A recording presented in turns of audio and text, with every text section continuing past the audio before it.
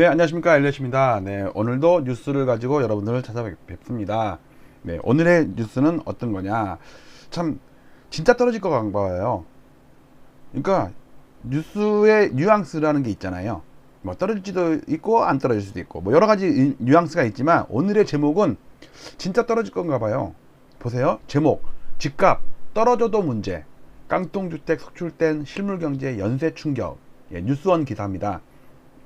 그리고 배경은 그냥 깡통주택 검색하다 보니까 있는 옛날 뉴스. 이게 아마 전세보증금.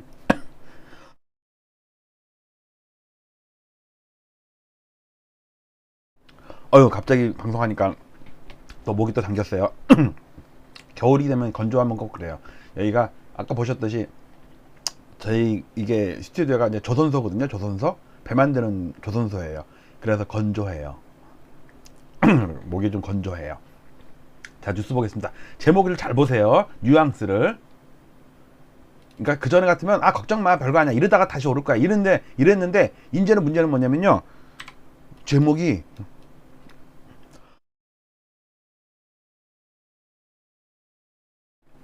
죄송합니다. 제목이 집값 떨어져도 문제, 깡통주택 소출된 실물경제 연쇄 충격. 벌써 수도권 일부 집값 하락세 가능성 낮지만 자산시장 붕괴 경고. 전문가들도 집값 하향 안정화는 바람직하나 단기간 급락은 충격조. 자, 여기서 뭘 읽을 수 있냐면, 제가 느낀 건 뭐냐면요, 전에는 이거 일시적인 현상이야, 좀 빠지고 말 거야, 그러다가 오를 거야, 이런 식으로 말았는데, 이거 진짜 떨어지는 거 아니야? 얘네들도, 기자들도 이게 느낌이 딱 오는 거야. 이거 진짜 떨어지려나 딱. 그러니까 근데 문제는, 야, 좀 살살 때려, 이거죠. 그러니까 네가 나 때릴, 선생님 제가 숙제 안 해가지고 때릴 거는 이제 짐작하고 와서 각오는 하고 있지만 좀 살살 때려주세요. 근데 그 전에는 아니야, 선생님 나 안 때릴 거야, 나 이쁘게 보거든. 약간 이거 또 때리고 그런 걸로 하면은 또 안 되는데, 또 교권 침해 어쩌고 또 뭐 하여튼, 그러니까 어쨌든 기자가 느끼기에 그 전에는 이러다 말 거야, 전에도 이러다가 말았어, 또 올라갔어, 이런데 이제 이번엔 뭔가 다른 것 같아. 그러니까 느낌이 떨어져도 문제야, 깡통주택 소출된 실물경제 연쇄 충격. 야, 이러다 우리 다 죽어. 그러니까 집값 좀 떨어뜨리지 좀 마. 국토부 뭐 그다음에 금감이 금융위 이런데 금리 이런 것 좀 살살 좀 해. 이런 뉘앙스를 느끼지 않으세요? 그리고 전문가들도 좀 달랐어요. 요즘에 폭등하던다고 맨날 떠들던 유튜버들도 조금 이제 하락은 인정하면서 그래도 다시 오를 거야, 이제 이 정도로 좀 분위기가 나서, 나중에는요 한 2, 3개월 이제 실제로 막 빠지잖아요. 그러면은 도망가. 없어져. 저는 그랬고 그걸 기대하고 있어요. 왜냐면 유튜브 구독자들도 서로 이렇게 겹치기도 하지만 이게 나눠 먹기가 있잖아요. 경쟁자가 있잖아. 그러니까 이 폭등한다고 맨날 떠들던, 몇 년 동안 읽어 먹었던 그 유튜버들이 도망가고 그러면은 그 사람들이 볼 게 없잖아. 그러면 엘리엇 와서 볼 거 아니에요. 그리고 딱 와서 보니까 완전히 개그야, 개그. 생긴 것도 잘생긴 것 같아. 느낌에 목소리가 완전 장동건이야. 별이 5개. 장동건이 이마에다 별 5개 붙이고 별이 5개 이렇게 한다고 생각하시면 돼요. 자, 보세요. 전문가들도 뉘앙스가 어떻게 바뀌냐면요, 집값 하향 안정화는 바람직하나. 전에는요 아니야, 절대 안 떨어져 이랬거든. 근데 바람직하나, 폭락하면 안 된다 이거예요. 폭락하면 니들도 죽어. 우리 다주택 투기꾼들만 죽는 게 아니라 일반 서민도 죽고 자영업자도 죽고 경제도 붕괴되고 뭐 지구도 멸망하니까 살살 때려, 이제 이거거든요. 전 느낌이 좀 그게 와요. 그래서 제가 이걸 급하게 이 뉴스를, 제가 뉴스가 오늘 5개 더 할 게 많거든요. 그 중에 이걸 빨리 한 게, 보세요. 떨어져도 문제예요. 보여요. 이 도자가 뭐예요? 떨어지면 문제잖아요. 여기 원래 조사가 들어가야 되는데, 이 도는 뭐냐면요, 공동격 보조사예요. 보조사라는 건 뭐냐면요, 원래 격조사나 이런 조사에다가 의미를 더 추가하는 거거든요. 만은 뭐예요? 나만 간다. 이건 단독형 보조사. 도는 뭐예요? 공동격 보조사. 이것저것도 문제지만, 그러니까 뭐 떨어져도 문제. 그러니까 얘네들이 지금 뭐 국어 시간 이러니까 이제 기침이 나오잖아. 자, 밑에 보세요. 일각에서는 빚으로 쌓은 자산 가격에 거품이 걷히기 시작했다는 분석이 나온다. 금융 취약성이 매우 높은 수준이며 확률은 낮지만 자산 붕괴 가능성까지 거론된다. 자, 금융 취약성 지수 좀 이따 나올 거예요. 제 차트를 다 준비했어요. 자산 붕괴 가능성, 91년도에 폭락할 때 60% 빠진 걸 보세요.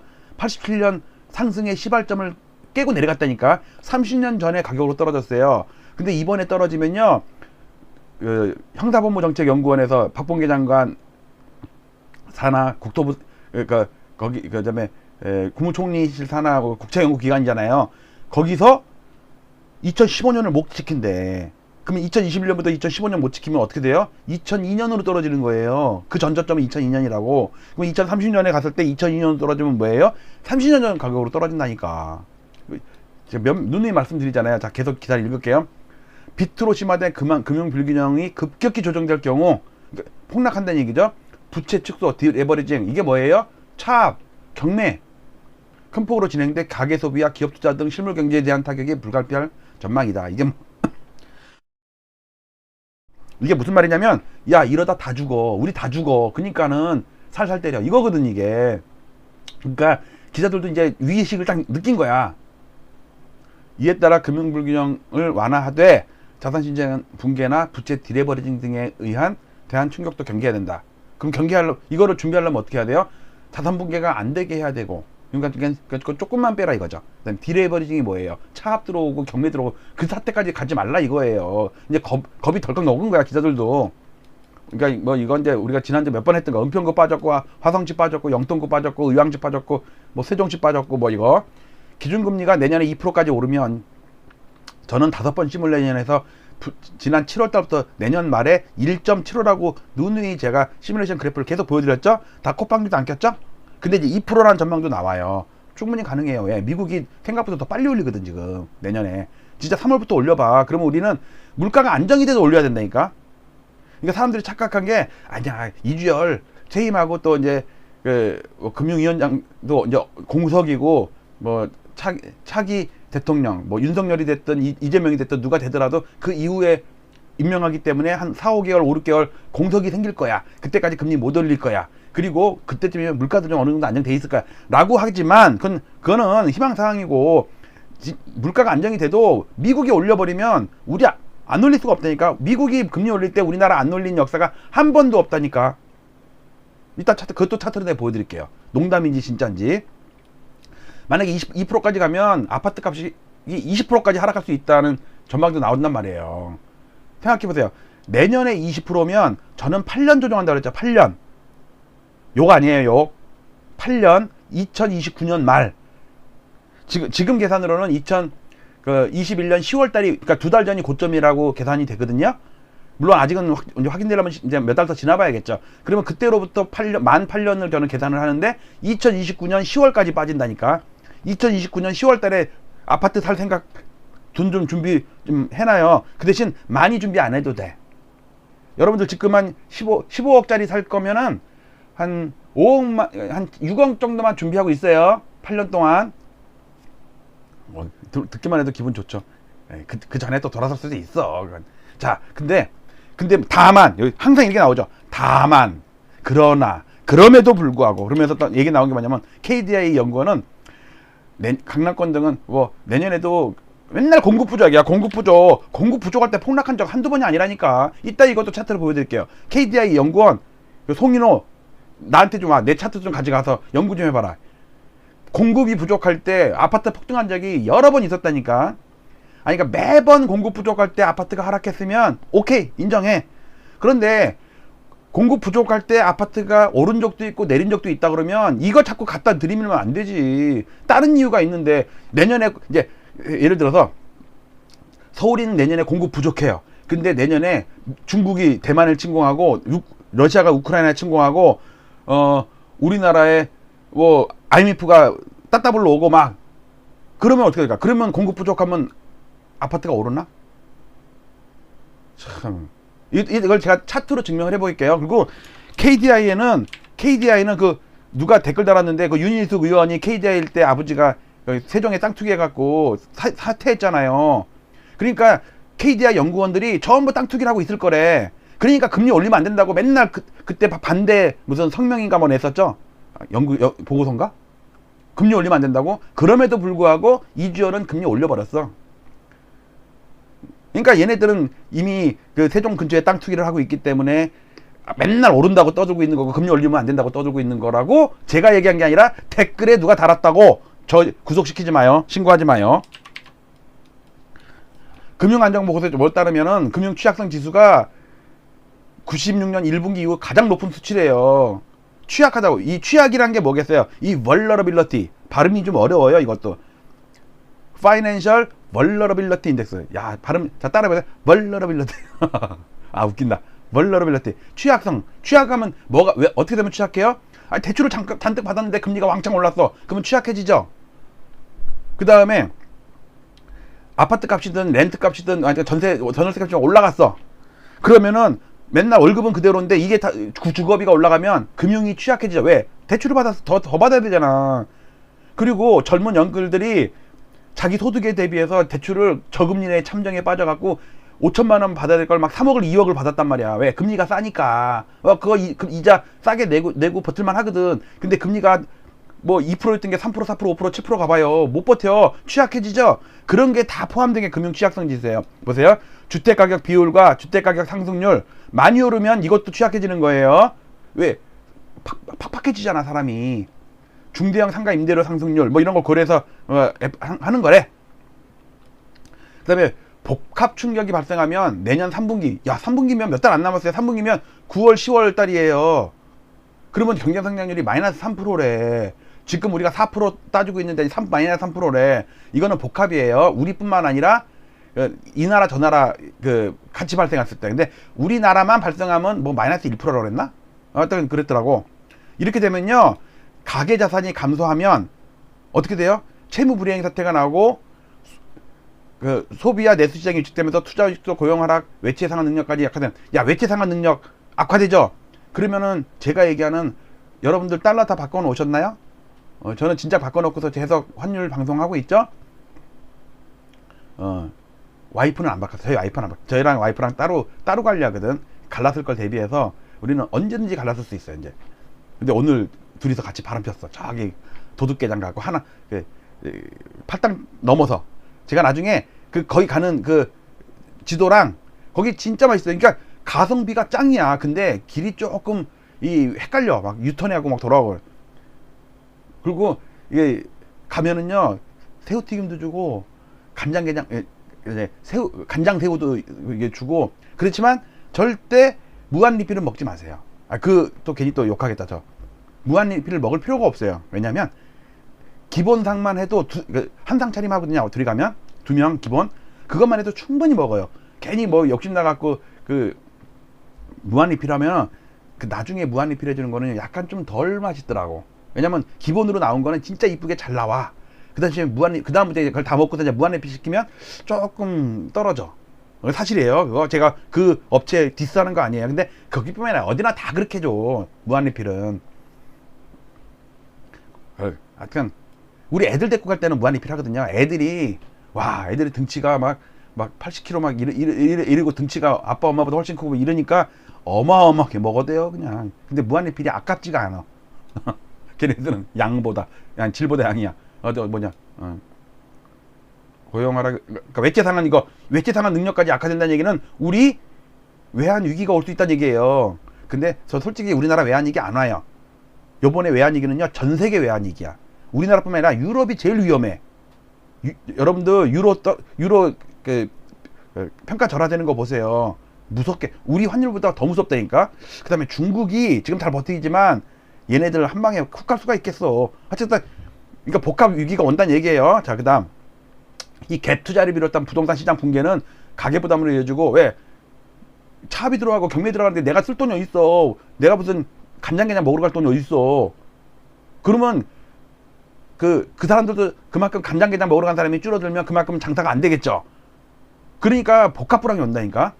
특히 짧은 시간에 급락하는 건 큰 충격으로 이어질 수 있다. 여기 홍기용 인천대 세무항정학과 교수네, 그다음에 박영범 한성대 경제학과 교수도 하락세는 그 자체는 긍정적이다. 그렇지만 그러니까 무주택자 아니면 집 팔아놓고 전세 살면서 떨어지길 기다리는 사람들한테는 긍정적이지만, 문제는 집을 잔뜩 사갖고 최근에 산 사람, 5년 전 10년 전에 산 사람은 10억 먹었다가 2억 토해내는 거 상관없어. 근데 문제는 최근에 산 사람, 연끌해갖고 2030 이 사람들한테 충격이라니까요. 깡통주택이.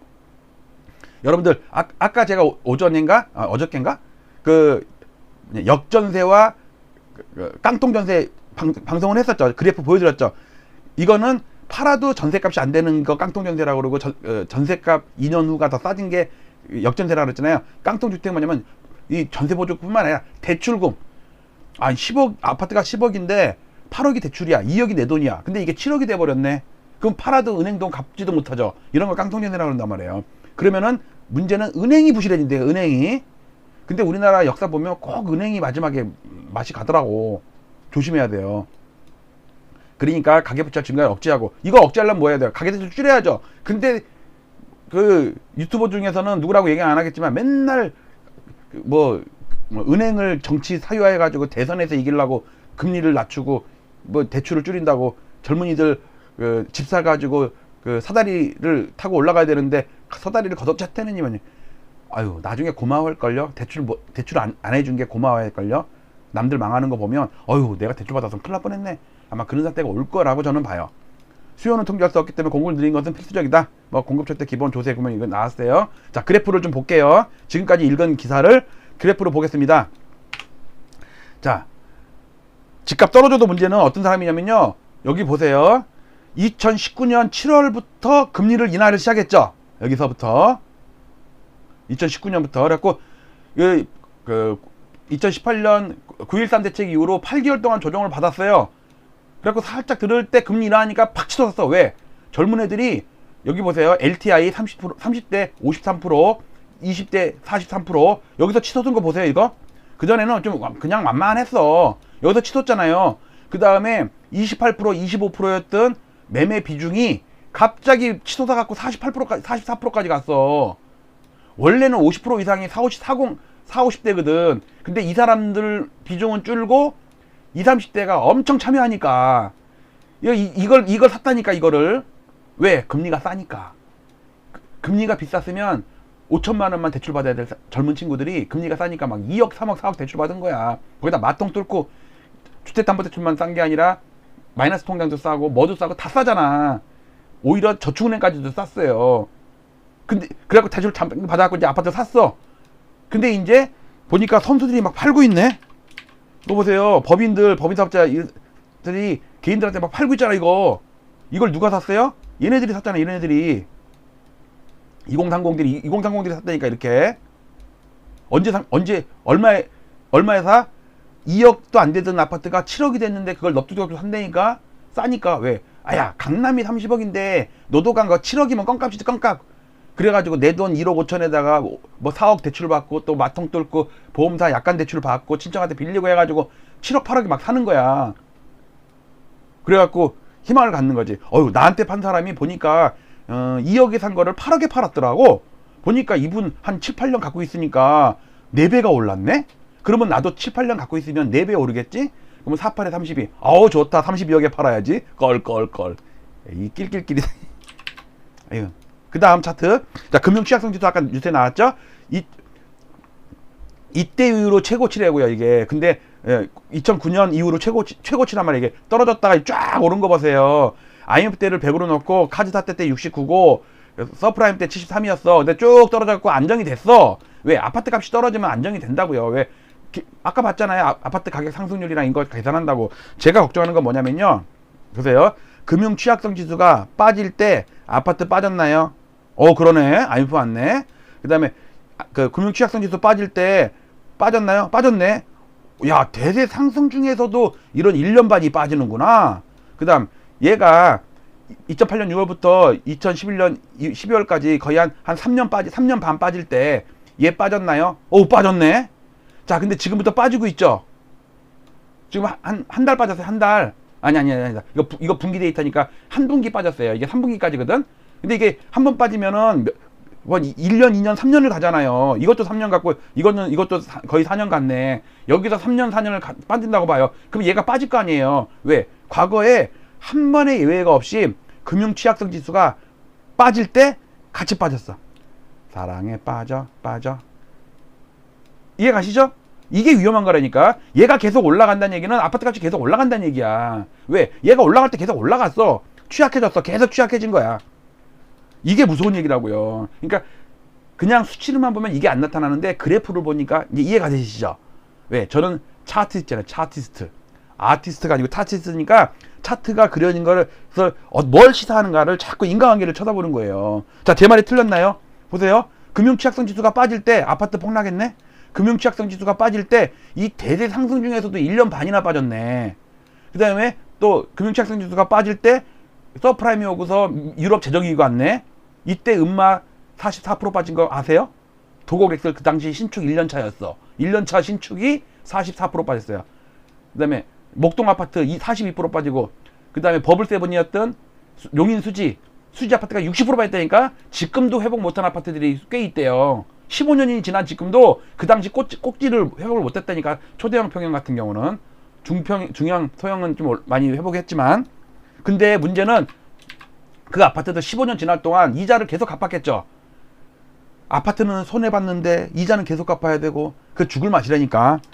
자, 그 다음 이게 오늘 제목이 이제 깡통주택이잖아요. 자, 일단 이거는 1960년부터 전체적인 개괄적인 그래프예요. 입주 물량 빨간 거, 그 다음에 파란 거는 미분양 물량, 그 다음에 초록색은 임대 말소 물량 누적되는 거, 그 다음에 분홍색 선은 서울에서 아파트의 비중, 그 반대로 당연히 이거는 단독 연립 이거의 비중이니까 서로 반대가 되겠죠. 자, 요거는 시가총액 상위 100개 아파트로 만든 시가총액 지수예요. 자, 이거를 좀 확대시켜 볼게요. 여기 확대시켜 보면은 깡통전세 역전세가 나와요. 자, 86년부터 보면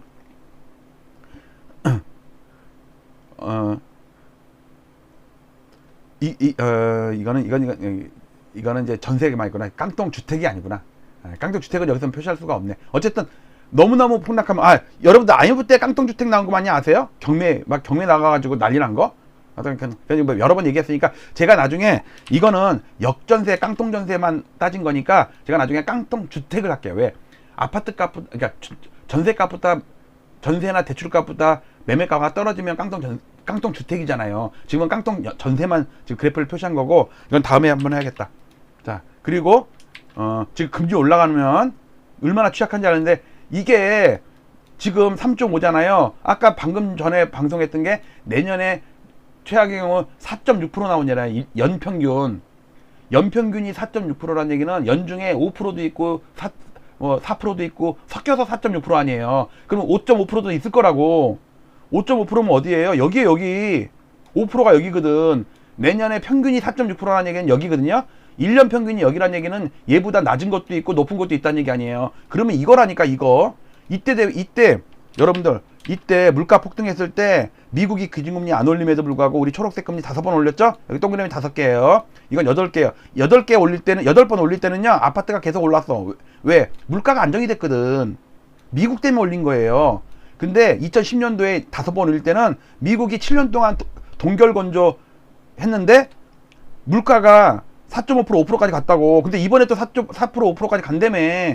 그러면 금리를 5번 올리고 말 게 아니야, 내가 볼 때는. 근데 여기다가 이제 미국까지 올린대. 미국 3번 올린 걸 제가 시뮬레이션 했잖아요.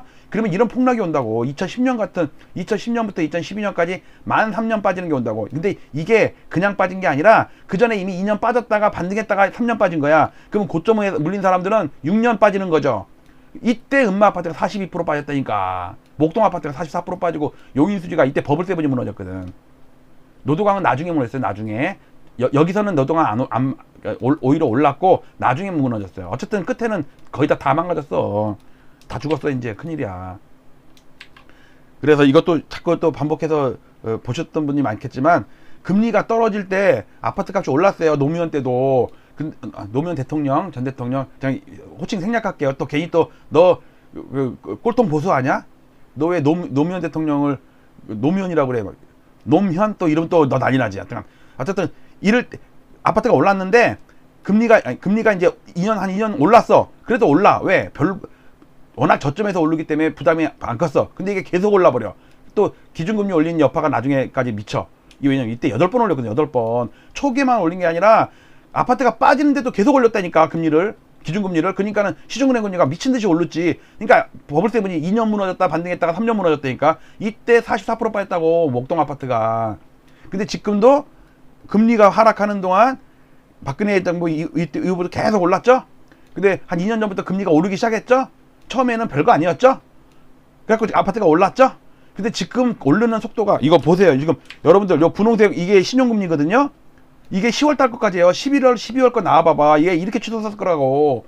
얘도 저 치솟았고 지금 얘는 3.4지만 5%가 나왔단 말이에요. 뭐 내년 초면 하면 6%짜리 나올 거야. 그럼 얘가 못 버틴다니까. 그러니까 지금 여러분들 설마 지금도 막 영끌 뭐 하는 사람들은 없겠지. 이제 뉴스에서 떠든 이제 하락한다는 얘기가 막 이제 경고가 나오니까. 근데 그분들뿐만 아니라 이제 안 사는 건 다행이야. 무리해서 안 사면 돼요. 아니면 자기 돈으로 사든가. 뭐 반토막 나든 10분의 1 토막이 나도 내 돈이니까 상관없지. 근데 문제는 내 돈이 20, 30%밖에 없으면 큰일 난다니까. 그러니까 또 아니면 기존에 주택을 샀거나 다주택으로 갭투자분들 금리가 앞으로 뭐 6개월, 1년 이렇게 오르고 말 게 아니라니까. 그러니까 잘 계산하셔서 자기 방어를 잘 하셔야 돼요. 자, 요거는 넘어갈게요. 요거 일본 얼마나 잃어버린 30년 할 때 90년도, 아니 91년에 일본 무너질 때 부채 비율, 그 다음에 미국의 2007년도 서프라임 때 부채 비율, 스페인 그때 비율, 이거 15년 전, 지금의 한국이랑 똑같다. 그래갖고 여기에 민간 부채 GDP 비율이랑 가처분 소득 대비 가계 부채 비율이랑 하면 항상 부동산 폭락과 부채 축소, 이걸 디레버리징이라고 하죠. 디레버리징은 자기가 돈 벌어서 갚은 게 아니에요. 반대면 나가고 차압 들어가고 경매 들어가고 그래서 뺏기면서 빚이 갚아지는 거라고. 그 최악의 경우죠. 인생이 피폐해져요. 그 얘기 한 거고, 대세상 이미 이제 끝나고 이번에 조정은 진짜 크게 올 거니까 진짜 조심하시고, 과거에 91년도에 빠질 때요, 아까 얘기했죠. 일본이 잃어버린 20년 동안 빠질 때 우리는 8년 빠졌거든요. 근데 문제는 87년 대세상승의 시발점을 깼다니까. 꿰갖고 70년대 가격으로 떨어졌다니까. 60% 떨어졌다니까. 60%. 이때는 시발점을 안 깼어요. 욕 나온다, 시발점. 근데 형사법무정책연구원에서 나온 거 2015년을 못 지킨다며. 이걸 못 지킨대. 그러면 2002년으로 돌아가는 거야. 30년 전 가격으로 떨어지는 거라고요. 2030년을 기준으로 했을 때. 최저점을 2029년 10월이라고 하니까 2030년이라고 할게요, 그냥. 그러면 그때 되면 어떻게 되냐면요. 일본은 여기서 잃어버린 20년 한 다음에 잃어버린 10년 추가로 10년 더 잊어버렸어. 그 다음에 살살살살 오르는데, 물론 도심지의 신규 아파트는 많이 오른대, 지금. 근데 기존 주택들은 망한다니까. 그러니까 걔네들은 주택을 사놓으면 시간 지나면 감가상각돼서 가격이 떨어진다고 뭐 박혀 있어요. 근데 우리는 투기적인 요소가 있어갖고 재건축 되면 대박 난다. 이제 우리도 그 시절은 이제 지나갔다고 봐야 돼요. 자, 뭐 지금 단기적인 기술적 지표 지금 꺾이는 거 91년이랑 상당히 똑같다는 거 매일 아침마다 방송하는 거니까, 매일 아침 여러분들 자세하게 얘기하니까 구독, 좋아요, 알람 설정해가지고 매일 제가 첫 방송할 때는 항상 제가 여기 국토부 실거래가를 갖고 하거든요. 그러니까 또 만나요, 우리. 자, 저는 이제 이걸로 방송을 또 종료를 하고, 자, 뒤통수 인사 드립니다. 저 뒤통수가 이쁜 엘리엇이었습니다. 위통수. 저 가발 아닌데 지금 보세요. 이거 가발 이게 잡아 뜯어도 가발 안 벗겨진다니까. 진짜 누가 자꾸 어우 진짜 막 이거 봐, 이거 봐. 안 벗겨지죠. 가발론 터뜨리는 사람 거기 댓글에다가 그 엘리엇 가발설 이거 유포하는 사람 진짜 그 후원금 5,000원만 보내주세요. 마치도록 하겠습니다. 자, 신나는 음악 틀고, 네, 오늘까지는 캐롤을 틉니다. 이거 캐롤이에요. 재즈의 Beautiful Now라는 네, 재즈인가 이거? 기분 째진다. 마치도록 하겠습니다. 감사합니다.